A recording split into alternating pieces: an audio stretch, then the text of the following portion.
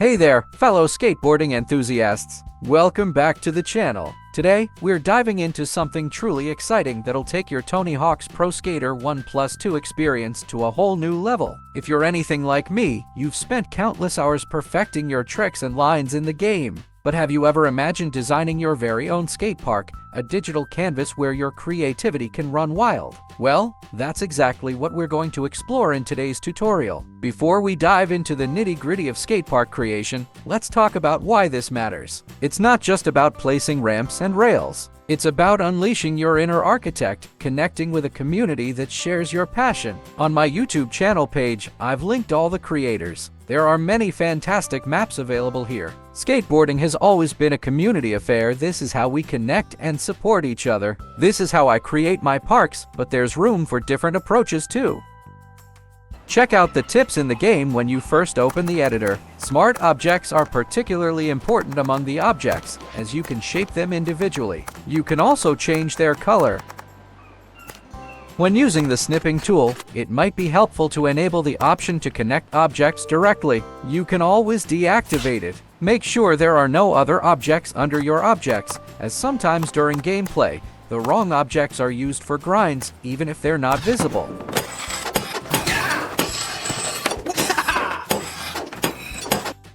In the beginning, I started with the fountain, as the Blubba gap is a central element in my park. It wasn't easy, though. I work a lot with smart objects to create custom pieces.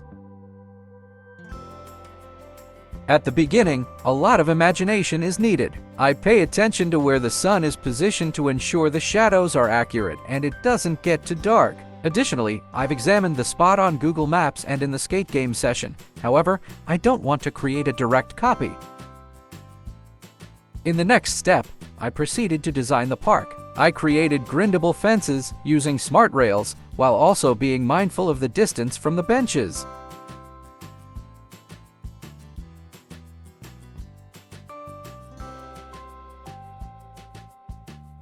Along the way, I conducted testing intermittently. Ramps play a crucial role in enabling combos, and it's essential to have enough space for performing manuals in between.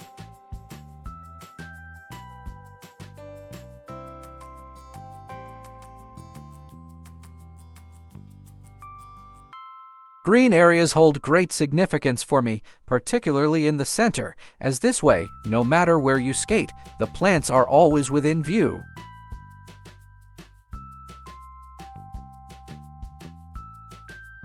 Perhaps you've already noticed the complexity meter in the bottom right corner. Use your objects wisely. Smart objects can be incredibly helpful.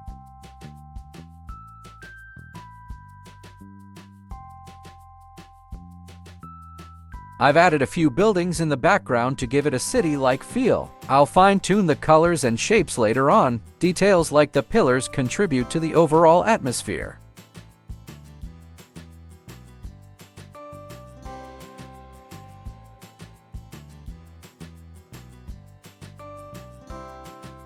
In the center, I'll continue building and duplicate the pillars using smart objects. While this does consume some of the complexity meter, I find it worthwhile. By using longer or larger smart objects, I can save complexity points for other parts of the park.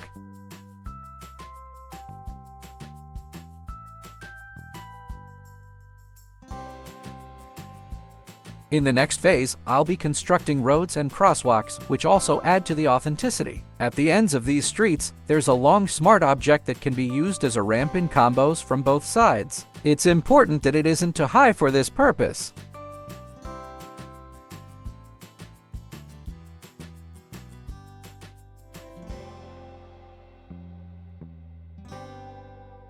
Pay attention throughout the video. I always aim to provide the player with multiple options. It's great when there's room to maneuver around the park and complete circuits.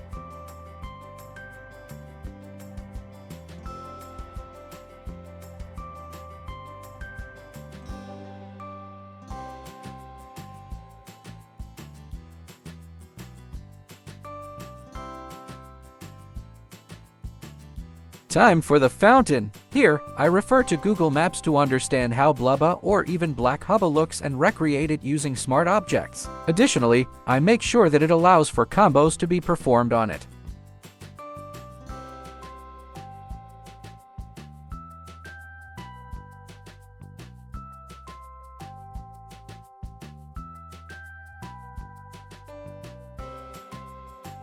At the edge of the park, I'm placing rails that can be skated on and connecting the fountain with other parts of the park.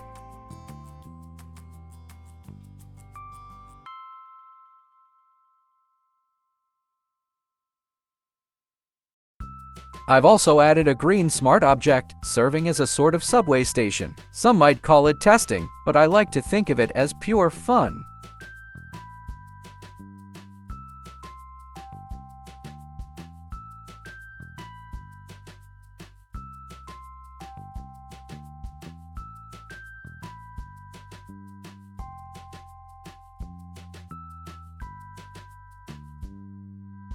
Next, I constructed a park. It was crucial to incorporate vegetation and create a higher level to make the park feel more vibrant. This elevated area should definitely be accessible for combos later on. The combination of white and green creates a harmonious look.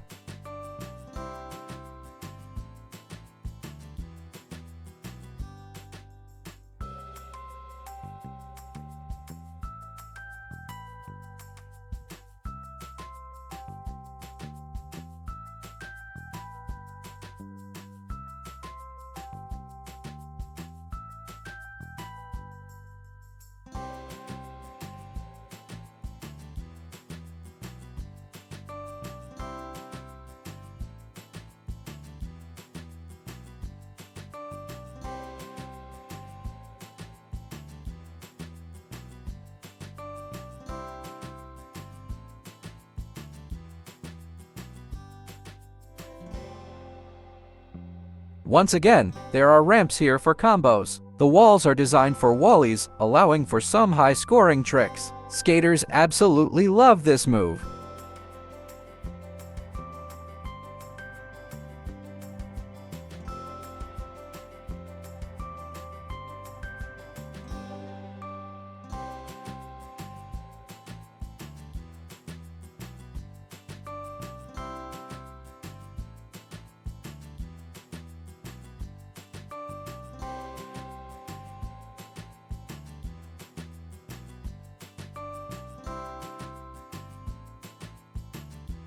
The plants are arranged in an offset pattern for authenticity, and I'm also paying close attention to the shadows here.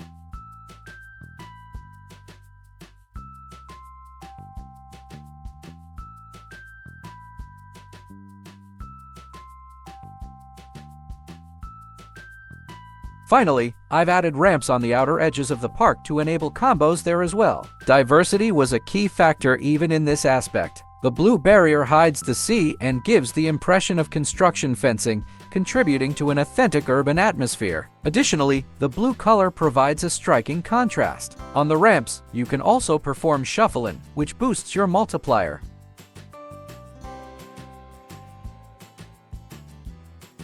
Who doesn't love massive cheese combos? I definitely do. It's time for my signature structure. The large ramps provide a massive base at the start of the combo, so finding the right distances is crucial. The white smart ramps form a bridge, connecting different levels already.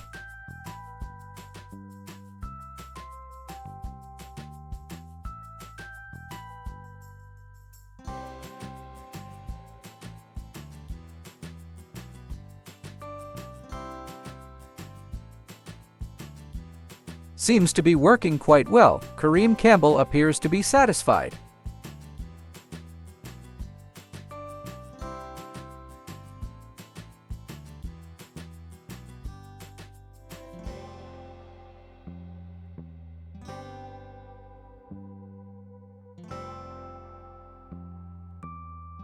My next goal is to create a construction site. For this, I'm utilizing smart objects. Of course, the pipes are grindable. Additionally, I'm ensuring the spacing is right, allowing for smooth jumping between objects and making them usable for combos. Moreover, here too, you can switch between levels. I believe offering players various options is great, creating individual lines or allowing them to discover gaps.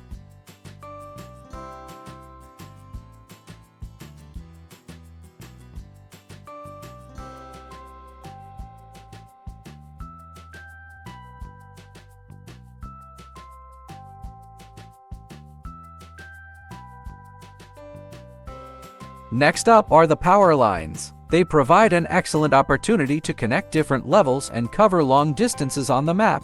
It's essential to have multiple options to jump onto the power lines apart from just the start and finish points. I always create two lines and ensure the spacing is appropriate. This way, the multiplier can skyrocket and there's no penalty for long grinds in the balance meter.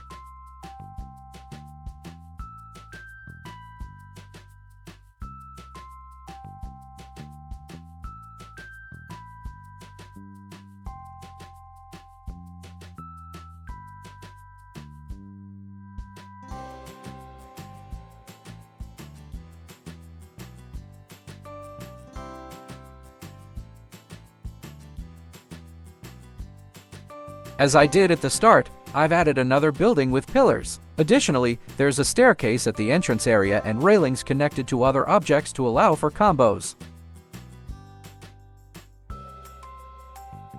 I initially had a door here too, but in the end, I decided to remove it as it often interrupted the combos. Playability always takes priority over aesthetics in my designs.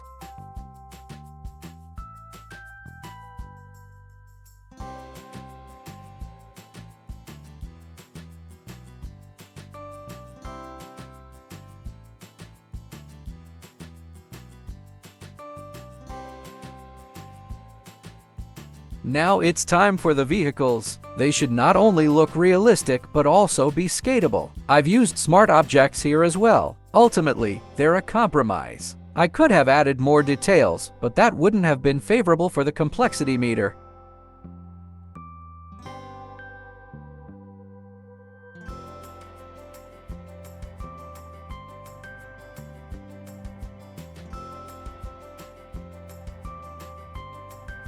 Additionally, they need to be skatable. The taxis, for instance, are great for combos. It's fun to explore the streets of New York.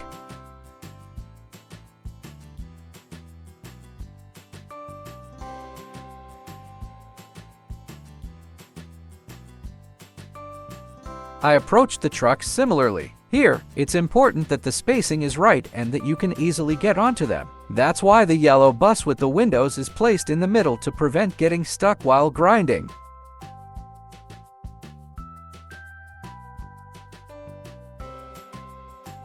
Moving on, I've added a ramp covered in greenery that connects various levels. It can be used for special air tricks from both sides, and the distance is perfect for jumping from left to right. At the end, you can spring against the wall on either side and perform another special air trick.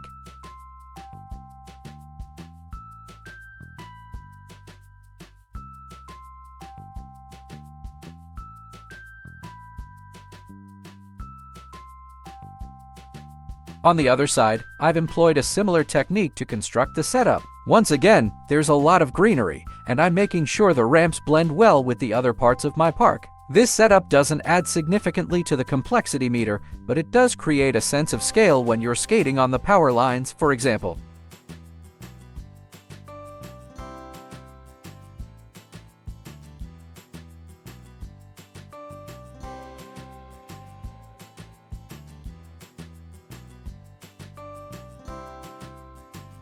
Initially, I've added some lines on the streets. This only costs 2 smart objects and adds a lot of authenticity. Make sure the lines don't disrupt combos. It's great if they can be used for grinds and you can transition into a manual over them.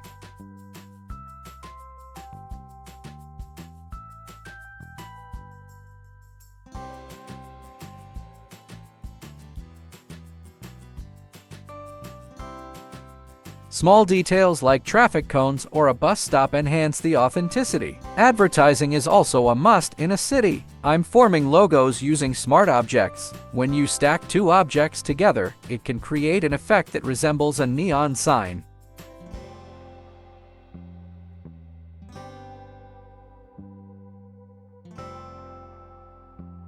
However, it's important to use this sparingly, as some players might experience visual discomfort. Slowly but surely, the feeling of being in a real city is starting to emerge.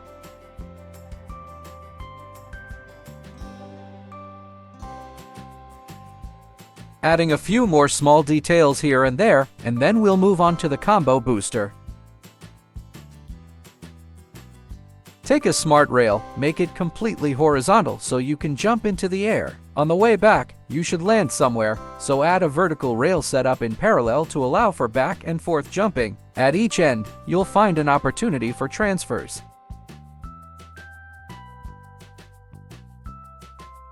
These additions allow for transfers, so the distance to the ground shouldn't be too far. With jumps, players have numerous options for their combo, including big special air tricks.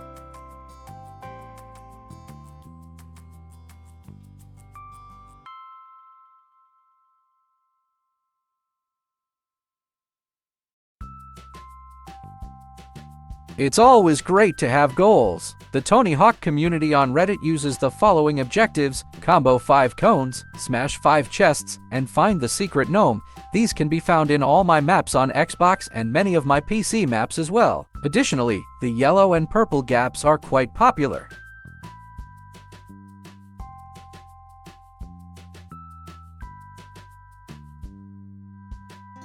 In the next phase, I'm constructing the construction site. Besides a few barrels, the crane takes the spotlight here. I've opted for yellow to make it stand out. It's also connected to the rails, preventing them from floating arbitrarily in the air.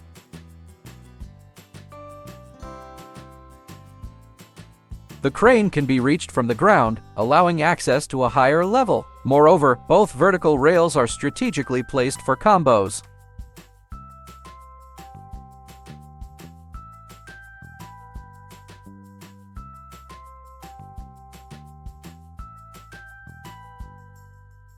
At the end, I'm striving to make the city even more believable by adding 2 green containers at the construction site, a tree, and a bike-sharing station. However, you can also see that the complexity meter is maxed out, and I'm done.